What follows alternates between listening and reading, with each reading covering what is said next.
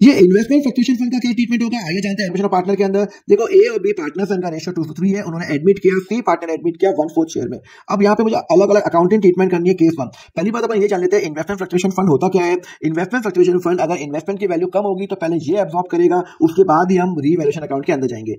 अगर कुछ information available नहीं तो मैं यही अज्यूम करूंगा इन्वेस्टमेंट की वैल्यू जो का त्यों है, कोई भी चेंजेस नहीं है। तो केस नंबर 1 के अंदर इन्वेस्टमेंट की वैल्यू सेम है, तो ये मेरा फ्री रिजर्व हो गया और यहाँ पे इन्वेस्टमेंट फ्लक्चुएशन रिजर्व को मैं डेबिट करूंगा, 50,000 से इसको तोड़ दूंगा और यहाँ पे मैं ए और बी कैपिटल को बांट दूंगा कौन से रेशियो में, ओल रेशियो। प्लीज आप ध्यान रखना सैक्रिफाइसिंग रेशियो कभी भी नहीं आएगा।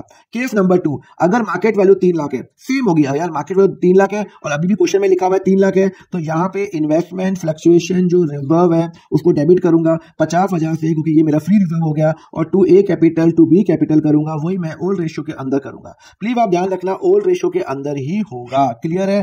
थर्ड वाला, अगर मार्केट वैल्यू 2,60,000 हो गई, लो भाई 2,60,000 हो गई, मतलब मेरी वैल्यू 3 लाख से घटकर हो गई 2,60,000, तो जब मेरा इन्वेस्टमेंट वैल्यू कम होगा तो यहाँ पे इन्वेस्टमेंट जो होगा मेरा कम हो गया, कितने पे कम हो गया, 40,000 से। देखो इन्वेस्टमेंट कम होगा तो मुझे इन्वेस्टमेंट की वैल्यू तो कम तो करनी पड़ेगी, तो यहाँ पे वो डेबिट हो जाएगा, 40,000 पे मेरा इन्वेस्टमेंट हो जाएगा, मैं क्रेडिट करूंगा, इन्वेस्टमेंट वैल्यू कम कर रहा हूँ। मेरे पास फंड कितना है सर, इन्वेस्टमेंट फ्लक्चुएशन जो रिजर्व है वो है मेरे पास 50,000 का, 50,000 का फंड था।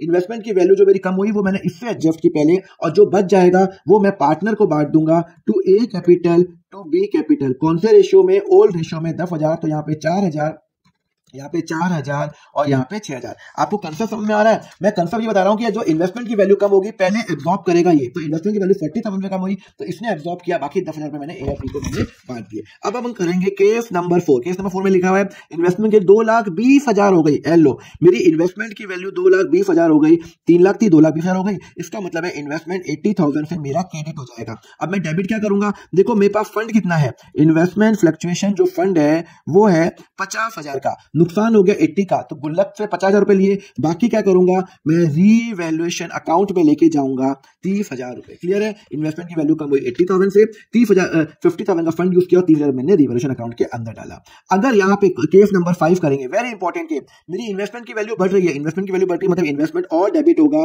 तो इन्वेस्टमेंट डेबिट हो जाएगा 60,000 से और उसको मैं लेके जाऊंगा रीवैल्यूएशन अकाउंट के अंदर। देखो बट ऑब्वियस ये जो फंड होगा वो कब यूज होगा, जब मेरी इन्वेस्टमेंट की वैल्यू कम होगी। अब ये फंड हो गया फ्री रिजर्व बन गया, इसका कोई भी यूज नहीं है, तो इन्वेस्टमेंट फ्लक्चुएशन जो फंड है उसको मैं डेबिट करूंगा 50,000 से और ये मैं बांट दूंगा to A capital to B capital, कौन से रेशियो में, बट ऑब्वियस ओल्ड रेशियो में। तो अगर इन्वेस्टमेंट की वैल्यू बढ़ रही है तो इन्वेस्टमेंट डेबिट हो जाएगा, टू रिवैल्यूएशन हो जाएगा और अल्टीमेटली ये मेरा फ्री रिजर्व होगा और ए और बी के अंदर मैं बांट दूंगा।